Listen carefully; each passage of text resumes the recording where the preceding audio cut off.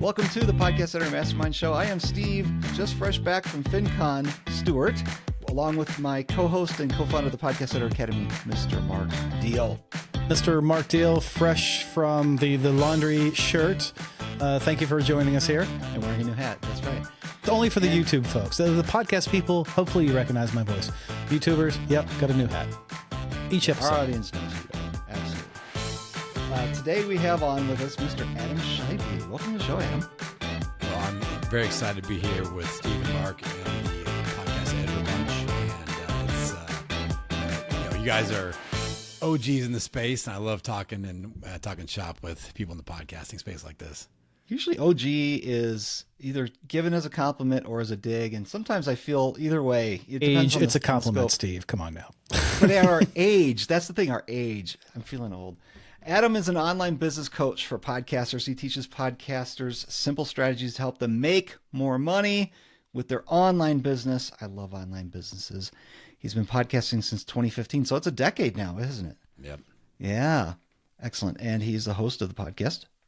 It's called the Podcasting Business School. So tell us a little bit about what is the reason for you even being in the space? What's your passion? Well, at first, I just launched my initial show in the health space because I wanted to get out of my brick and mortar health business and get into the online business space. And I saw the podcast content as the bridge to get there. But now I'm super focused on just teaching podcasters how to leverage that show, get more clients, increase their online business revenue, and keep more podcasters podcasting. I mean, you guys know as well as I do, there's a lot of people that pod fade, they burn out at a very high attrition rate, and we're trying to change that. Yeah, and we had Heather Osgood on a little while ago talking about sponsorships, and we know that sponsorships aren't the only way people make money. And since you're coaching people about their online businesses, obviously they're looking to promote their product and their services, that's my jam. I love doing it that way. I think that's the best reason for podcasting. And I guess you do that too with your show. Yeah. I'm obsessed with it. And one of the things that I always point out is I do zero sponsorship revenue. I don't even talk about it. I turn away sponsors because I feel like that for me, the income opportunity is leveraging the show to get clients. And I think that's an overlooked aspect of podcasting. When people get in, they're like, oh, I want to get sponsors, like insert famous podcaster name here. But what they don't realize is that that's a big gap to get across when it comes to being somebody with zero listeners, zero email lists, and zero social media following. But I want to compare my business model to a famous podcaster. So that tends to not work out so well. You did a session at PodFest. It was called How to Create a Six-Figure Income with No Sponsors. So you're living up to that. And I think there's one slide specifically that caught my attention there that we're going to go into today. It's the 3 buckets of podcast growth. So we're going to, of course, come at it from the side of our audience, who's podcast editors, managers, directors, producers, everybody that's on the other side of the mic, and talk about what is this. You got this 3 bucket system. Why don't we go ahead and tackle the first one, and we can dig into them as deep as you feel we need. It's effort-based marketing. It's not sponsorships. It's effort-based marketing. What is that? Yeah. Well, maybe one key thing that's even more important to cover briefly before we get into the buckets is, why is this content important for your specific audience of coaches, editors, people in the podcast mentorship space? The idea that I've got is if we're coaching podcasters, what's the major thing that will always make them quit if they don't see growth? There's only so long they're going to pay you episode after episode. If they're getting 4 downloads an episode, they're going to go, where's my ROI? So if people in the editor space, unless they have a hobby, unless it's a podcasting hobby, and they're like, I just like to jam out and they love microphones and stuff like that. But eventually they're like, I got an $800 a month hobby, and this is breaking the bank. So the reason this topic is important for your audience specifically is if you can keep their shows growing and show them month over month, hey, last month we did this month we're up 17%, or year over year up 50%. More people are consuming your content, and it's the right ideal fit listeners. They will continue to renew your services. So that's kind of the why behind all this. Does that make sense? Yeah, absolutely. All right. So bucket 1, effort-based marketing. This is the one that we're all familiar with. This is the stuff like we promote on social media. We spread word of mouth referral type, giveaways and things like that. We look for recommendations. We are guesting on other people's podcasts. This is the labor intensive stuff that actually burns out most podcasters. This is where I feel like most podcasters are focused on, like, hey, we got to be everywhere on social media. How many times do we hear that every single day? I get the FOMO alerts from my friends in the podcasting space. Why aren't you posting YouTube shorts? Why aren't you doing LinkedIn newsletters? And why aren't you posting your MySpace content every day? So I feel like podcasters get into podcasting and they see that as the normal thing, as you have to be everywhere. You have to leverage AI to create all of these things. And I feel like this is an important bucket, but it may be the least important bucket as far as where we're getting our return on investment for actual growth. So I love to give simple strategies. One simple strategy that I teach my clients, I teach people in my certification program, and that your audience can teach their clients, is a 72-hour promotion window. I feel like we have to be as specific as possible. We can't be those people that are like telling our clients, hey, your show comes out, post this thing that says, hey, y'all, my show just came out. You should go check it out. It's super cool. We have to give promotional assets that are appetizers to the actual content itself and not just, spam people with a new show announcement. So I recommend that people leverage a 72-hour window where 72 hours is kind of like when you post something on social media and you get comments right away. Social media picks up on that. The algorithm picks up on that, and they're going to share that out more often. There's a 72-hour window where that effect can actually happen with the podcast episode. It's considered new for 72 hours. So if you can get a bolus of downloads on that episode, that really helps. So I tell people, I'm like, hey, instead of stretching your promotion out for 7 days, do a 3-day cycle, a 72-hour cycle, and go AMs and PMs. I try to get my people to do 5 unique promotional assets in 72 hours, and that tends to help drive attention within that kind of primed window. So that's as far as leveraging bucket one, effort-based marketing, that's a specific strategy that I know works. It works for me. It works for my clients. So we may be treating our podcast episodes like walnuts, but really we need to treat the marketing part like an avocado. It's going to expire really fast. We need to promote it fast. Yeah. And get that attention focused on why they should listen, not just saying that there is a new piece of content for you to consume. Like that's where a lot of people miss out with their social media assets. And if your audience, they're creating social media assets, lean into that. Like, why should we be listening? Why is this an appetizer to the main course? Let's get their appetite going for the actual content. Don't be afraid to give away a little bit. So that's, and obviously we know about guessing on other people's podcasts and things like that. But that's what the effort-based marketing is all about. And to me, honestly, that's the least interesting of the 3 buckets. All right. Well, is number 2 paid advertising? Is that more attractive to you? Yeah. Paid ad. And this is one that people kind of throw up in their mouth a little bit when I talk about it. It's like, I don't want to pay money. I don't want to pay money for things. But I think they tend to gravitate towards Facebook and Instagram ads. And I don't leverage that at all. I don't like to give my money to Mark Zuckerberg if I don't have to. He just goes and buys a new goat and I don't get anything out of it. So I like doing podcast player app banner ads. So this is I wish in 2015, I don't think they existed in 2015, but I wish way earlier somebody had told me, hey, you can go on Overcast FM and run a banner ad and get actual podcast listeners, right then and there, and get in front of somebody listening to a show. That's what's ineffective about Facebook and Instagram strategies is you're trying to market to people that aren't listening to a podcast, may not listen to a podcast, and get them off a social media platform onto a different one. That's one of the hardest things to do in the world. So I like marketing. I mean, I love Overcast FM, and I love getting on there. And I have Overcast FM ads running every single month. And if you guys have never been on there, then there are a few really important key points to that. They're going to give you some basic information. They allow you to run a banner ad in any of the categories that are listed on Apple and Spotify. So not subcategories, but health, religion, comedy, true crime, and some key points here. I get really strategic on this. A lot of people are like, oh, I've got a business show. I've got to advertise in the business category. And you can, but I like to use tangential banner ads. So I'll go, okay, people listen to Podcasting Business School. I know my audience pretty well by now. I interact with them constantly, and I'm always asking them, hey, outside of my types of show, what other types of shows do you listen to? And they're like comedy, sports, news. So I'm running ads in those. My number one performing ad in 2024 was in the news category. I don't have a news show. I never talk about the news. I'm not that smart. I only talk about podcasting and making money. So I got hundreds of subscribers from the news category. I got hundreds of subscribers from the sports category. I got hundreds of subscribers from the comedy category because my listener avatar enjoys those types of shows. So let's run ads in those as well, because the price point on Overcast FM is crazy and it fluctuates daily. So I've bought ads in the business category for $400. Right now they're like $1,800, and it'll be maybe $1,200 tomorrow.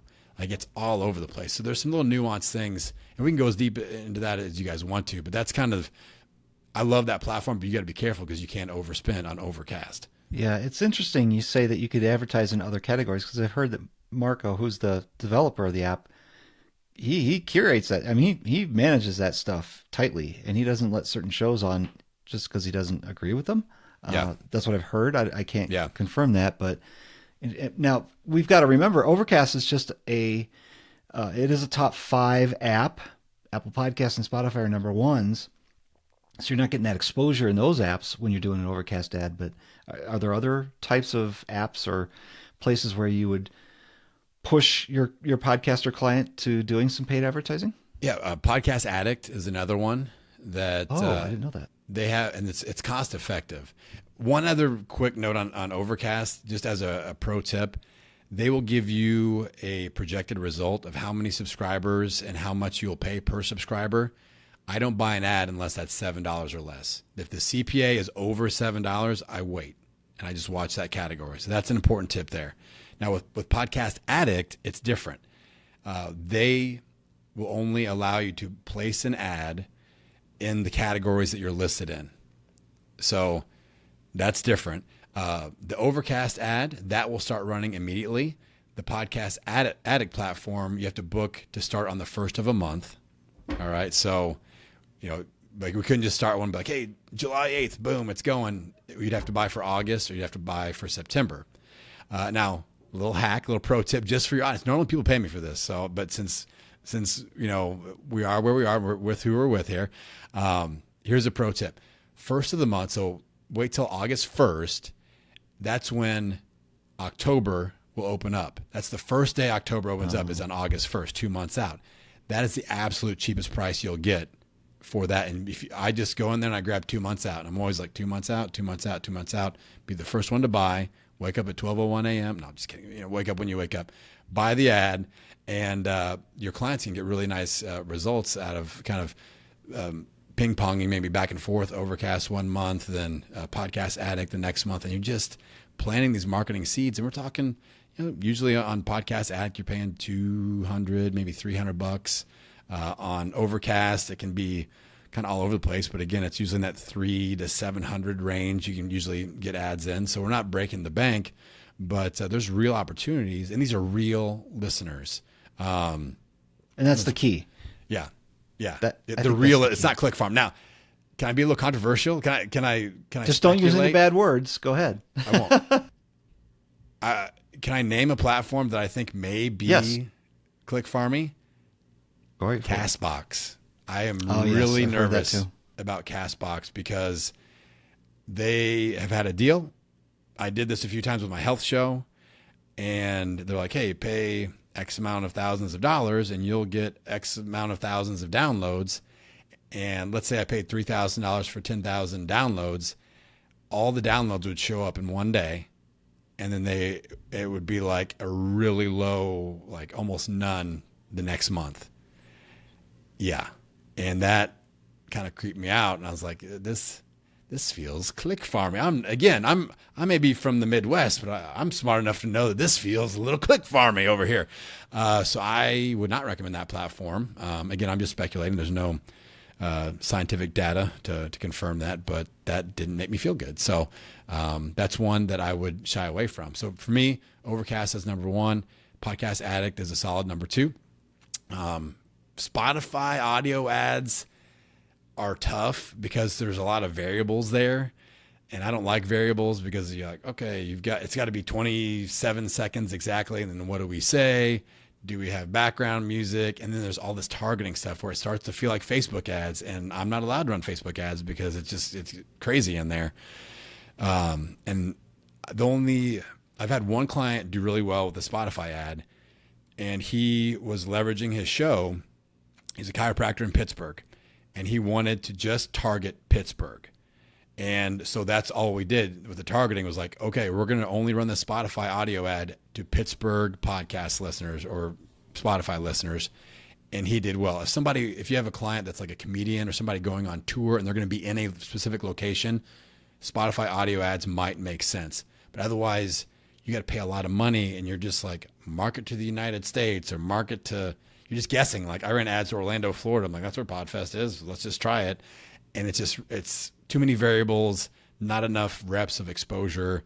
So I didn't really get a good ROI on that one.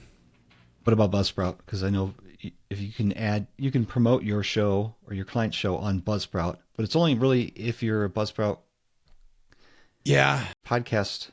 You're hosted on Buzzsprout, it'll go out in a Buzzsprout show. Yeah, I did try that.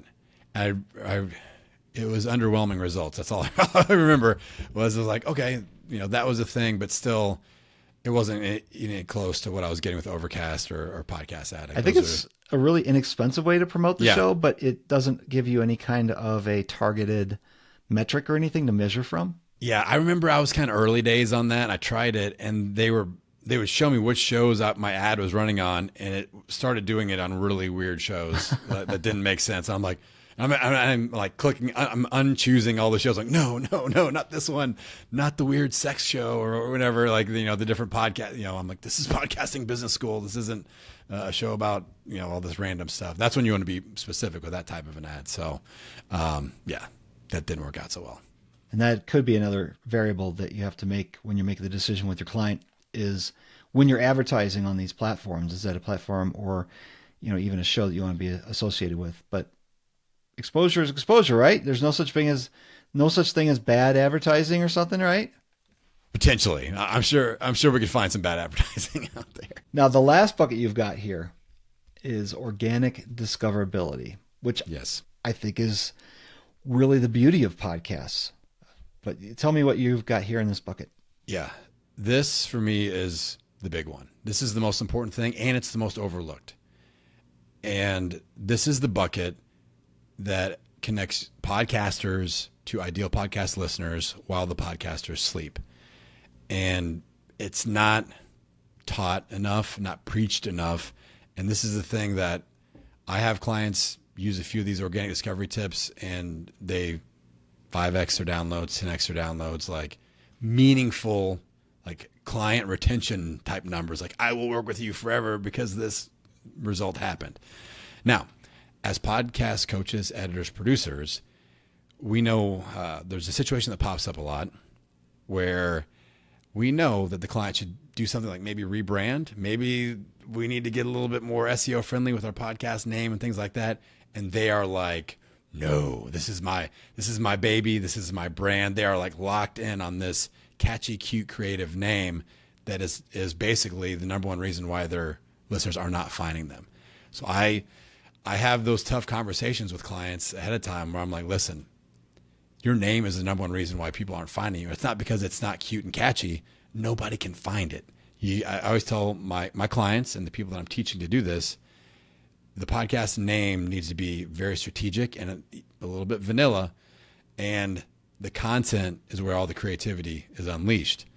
So when people name their show the Cutie McCutie Pie Show or Love, Life, and Living, and like all these like words that don't make any sense, or they name their show the same name as there's 12 other ones with the exact same name, we've got problems. So with organic discoverability, we can leverage three specific spaces. The most powerful thing is the name of our show. Then we look at the podcast host description. Then we look at individual episode titles.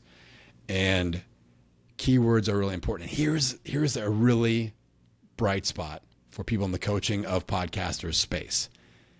AI is terrible at podcast SEO and keywords. Terrible. Because it does it like YouTube. It does it like Google keywords. It does it like blog keywords. And all I'm worried about is the search bar in Apple and Spotify. All I'm worried about. I don't care about Google. I don't care about the YouTube algorithm. I'm like, what is pop? I put in a word in Apple or Spotify search bar. I want our shows to pop up. How do we do that? So the perfect podcast naming formula. This is what I teach my people. This is what your people can teach their people. And this will get results. This is a download doubler. All right. So the first thing is there's 3 rules. Number 1, when I read the name of the show, I want to know what it's about. Don't make me guess. Number 2, I want to know who it's for. Don't make me guess. Number 3, most importantly, I want to see 2 keywords. 2 keywords that are meaningful in the Apple and Spotify search bar. Words like love, life, and living. People don't put love in the Spotify search bar. They put divorce. They put relationships. They put dating. Those are keywords. The first word of your show, if you can make that a keyword, it's like an atomic bomb of awesomeness for your podcast. I had a conversation with Rob from Libsyn, Rob Wallace from Libsyn, and he's like, so many podcasters could double their downloads if they just took the word "the" off the front of the name of their show. I could call my show The Podcasting Business School, but then my first word keyword is "the." Doesn't do me any justice whatsoever. The fact that the first word is podcasting, the second word is business, those are 2 keywords, y'all. Boom, right there. That's why if you search podcasting, my show is always popping up. It's always on that front screen right there. Just a pro tip, if you've got a podcast about podcasting, don't use the word podcast as a keyword, because how many shows have the word the blah, blah, blah podcast? Exactly. Use podcasting or podcasters. That's going to be helpful with the SEO. So we want to know what it's about, want to know who it's for, want 2-ish keywords. So usually the template is, big keyword tips for identifying term plus keywords. So mental health discussions for millennials, online marketing tips for stay-at-home moms. And people get worried about words. It's so many words. It's like, if you can do this in 5 words or less, we're looking pretty good. 3-4 words, even better. But those things help a ton. And those of you coaching people, they will fight you on this. But here's the thing. You go, hey, you got to ask them why they're podcasting. Like, are you doing this as a hobby? Cool. But do you want to reach people? Because what if we were able to use this formula and we doubled your downloads? What kind of impact would that make on, your why behind the show, your business, whatever it is, sponsors, whatever. So we have to have the courage to ask them that question. Like, why are you actually doing this? Do you want to reach people? Because right now, the Cutie McAwesome show is not, that name is not serving you. I want to create a name that is the number one reason why people find you, not the number one reason why not. So I really get after people on this. I put on like my coach hat and I'm like, listen, this is a huge, huge deal. I've had people that fought me on this. I go, let's do an experiment. Let's view this as I call it a quick and dirty rebrand. So one example is my client, Lorianne Murbito. She's got a show called Be in Demand. It's a public speaking podcast, but it's called Be in Demand. I go, let's add a title extension. So Be in Demand, public speaking tips for entrepreneurs or whatever it is. I go, I want in your host. So she hosts in Libsyn. We just flipped the title extension and the actual name. So it said public speaking tips for entrepreneurs, Be in Demand.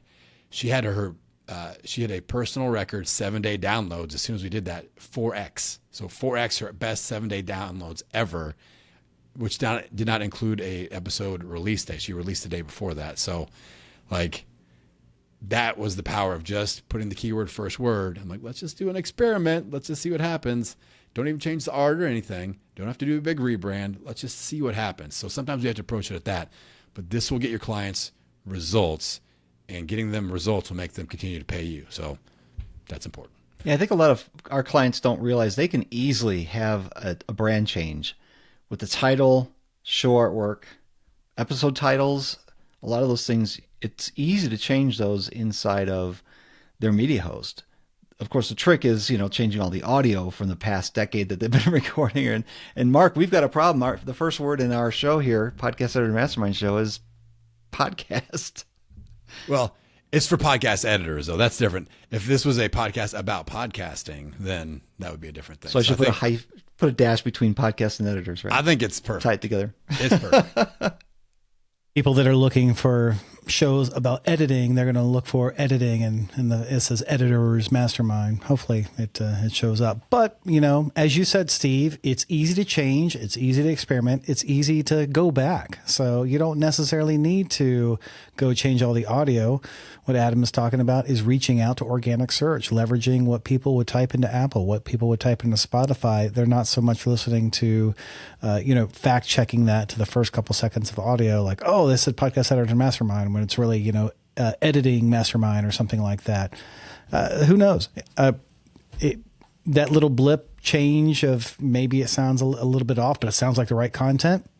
It's worthwhile to experiment. And I appreciate what you're saying, Adam, that editors, managers, producers, coaches, directors, as you were saying, Steve, should challenge their clients and say, hey, have you thought about maybe changing a name? What if we did it for a week? Steve, you've done this before on April Fool's Day. You've done jokes on April Fool's that turned out to be, pretty catchy. Remember back in the day, wow, this is over a decade ago. Well, we've been doing this for a while. But yeah, you could, phrase it as like, a rebrand for February or for April Fools or something like that, and then switch back. But if it works out, if Adam's right, and all he's saying is give it a try, it sounds like he's got a lot of experience behind him, but give it a try and it turns out it works, then, maybe you're on a new path. And maybe that new path is 20% more downloads, 2x, 5x more downloads. Who knows? But now you've knocked yourself off that path. You're going down another path just because you've tried something simple. Yeah. Well said. I ran into somebody a couple of weeks ago. This is like an extreme case, but I feel like there's a lot of these types of people out there. I was talking to a woman that had she had created over 400 episodes and was getting less than 20 downloads per episode still. And she was locked into the name of her show and refused to change it because it was her Instagram handle. And I sat down and talked to her. I said, listen, why are you doing this? Like, I had to give her, like, why are you doing this show? Like, it doesn't matter. Like, people do that all the time. Oh, it's the name of my book. They do this like brand alignment thing. And I'm like, everything should be optimized for the platform that it's on. Your book should be optimized for being a book. Your Instagram should be optimized for being an Instagram. Your website, your podcast, it doesn't have to be the exact same thing. If that works out, great. But you're the content creator that ties it all together anyway. And if nobody's consuming that content, let's try something else. Let's be open-minded. So that's an extreme case, but again, I see a lot of that out there, and sometimes we have to have that, that meeting where you got to face the facts. Yeah. Now you were mentioning that you had your client put in a descriptor, pipe or colon between the two phrases or whatever. Now I know there was a time when Apple came out and they were removing shows because they had too much descriptive text in their title. Yep. A lot of misleading stuff, but really it was more, way too long. I don't know exactly the reasoning behind that, other than I know that Apple's very, very pro attractiveness. Artwork's got to be good, and you get a mucked up title with a bunch of, entrepreneur show for people like Jesus and Zig Ziglar, and then is that really a good title for the show? I don't know, but so you have been recommending this for a while, and have you seen any blowback from doing that type of thing? So I think the key thing that you hit on right there is we can't name drop people in there. Like, that's where people were getting in trouble. Like, a business podcast for people that enjoy Oprah and Tony Robbins or interviews with people like, and then name a bunch of famous people. So that's what we have to totally avoid, because that's like, I remember they did crack down on that, and said exactly that. Don't do that. Yeah. So we can't do that. But having a 5-word title of social media strategies for moms, we're good. Now, social media strategies for moms, entrepreneurs, left-handed people, There people you go. with red hair, whatever, like that. That's probably getting into it. Like that's a little bit too much. But I feel like if you have something tips or something conversations for X and Y, maybe even X, Y, Z, like I think it'd be 5 words. We're good. That's my goal for me. And that's something that if you can get your clients' podcast names optimized, a first word keyword, we know what it's about, we know who it's for, 5 words, we're looking pretty good. Yeah, 5 words is good. It's when it gets to be the 5 words and then a descriptor. And then a paragraph. Yeah. I've got an example. I did a live presentation last week, and it's funny you mentioned one thing, exactly what I was talking about. Don't put the in the title. But there was a show I looked up, and it had this long title for the show. And I was like, I don't even know if this is the name of the show or the season that they're in or what. Or there's no host name. It was just, yeah, we definitely have to think about that. And there's a reason why a lot of movies have 1 or 2 word titles. It just becomes more memorable. And if you can get it down in 1 or 2 words and it kind of tells people what it is, that's powerful. Yeah. Yeah. Very. I will admit I'm probably partially to blame for the mega title that you saw, just because I talk about this on my show a lot, because I do a lot of live coaching on my show, and people know they come on my show for live coaching. I'm probably going to tell them to, it's like a running inside joke. Like, oh, you're going to tell me to change the name of my show, aren't you? Ha ha ha. Yes, I am. So I think some people already, again, have kind of a long-ish show name. Like, I'm just going to keep that terrible long name and add a title extension with all these keywords in it. So now we've got this big blob of words. So I definitely don't recommend that. But yeah, if we can know what it's about, who it's for, a couple keywords, first word keyword, boom, that's ideal. And go ahead. Hey, I'm already thinking of one title to change already because it's a little cutesy. It does stand out. There was another name that was proposed, but there were, as you said, there were like a dozen different shows on various different topics that used that same name because they all thought it was a catchy name as well. But it got so cute that there's no really keywords in there. Somebody who's looking for that content would not necessarily type those words in. So now I'm thinking, all right, you know what? Keyword, maybe a little alliteration off that keyword, colon, and then the cutesy name, which I think would still work. Yeah. And there's different things that we could do too. Like you can kind of feature the cutesy name in the art, and like have the branding. But I'm like, whatever's on that title line, let's really get serious about that because that has so much power. Yeah, because that's another thing. I'm like, do you change if the first couple of words are to get the key word, but then you've got the cutesy name, and then your album art has a bit of the cutesy name, but still kind of symbolizes or it's graphically representative of the type of show that it is. Would you need to change that artwork? And it sounds like no. You don't have to. Yeah, for sure.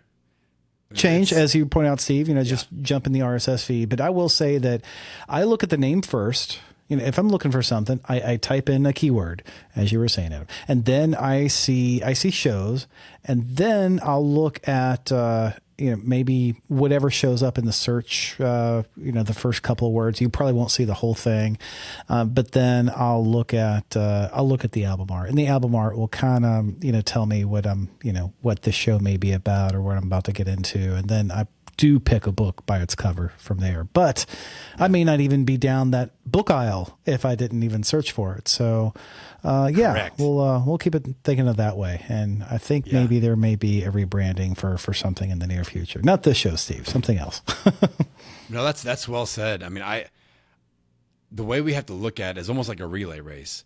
But we have to get the first baton in the right hand first. And that doesn't happen without keywords. So if you create a name, you're like, ooh, that's catchy, that's cute, that's creative, the alarm bell should start, the coaching alarm bell, like, uh-oh, we're in trouble here.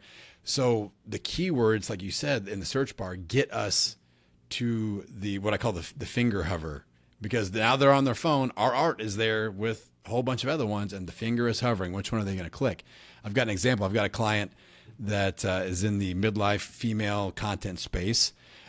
She's got a show called Hello Hot Flash. Catchy name. cute name, funny name.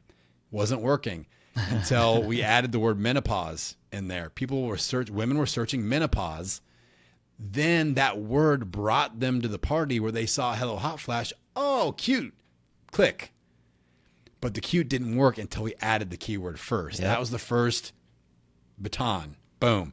And then that brought them to the cute name. And the word menopause, we added that to the art. I'm like, hey, I kind of want them to see this on there so that if you can also have the word that they searched on the art, that does tend to help, but it doesn't have to be the featured thing. Maybe it's like a little shadow box at the bottom with like X, Y, and Z, readable. We want that's the other big pet peeve I have with the art is people get cursive. It's like giant, we all know this, 99% of podcast art, giant face picture, tiny, curvy, cute, cursive text that nobody can see. What is this show about giant faces? I don't know. But so like, let the text be the star of the show. Use your cute creative branding, important keywords. If we can get those in there a little bit, a trick that I like to use with my clients and that I teach in the certification is, if like the branded cute name is kind of the feature, let's do a shadow box at the bottom with different colored text that's nowhere else on the art with those keywords. So it's kind of like keyword, like a glowing, yellow box or just a different, like even if it's off brand, people hate it when I say that.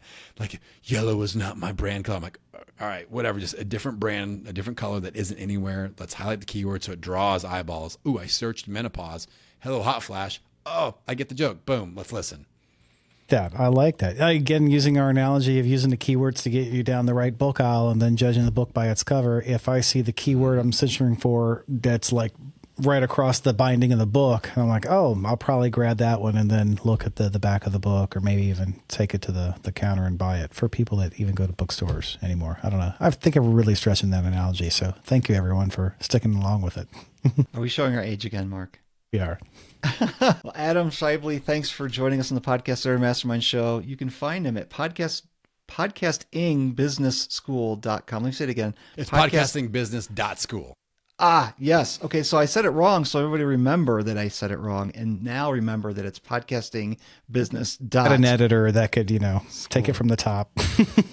Well, the editing will not be televised. Adam, thanks for joining us on the show. Guys, I appreciate it. I appreciate collaborating with people like yourself in the space. Thank you for what you're doing in the space. You've added a lot of knowledge and wisdom, and I know so many people that have come through your group and your community, and they love it. So shout out to you guys as well. Thank you. We love our community. Yeah.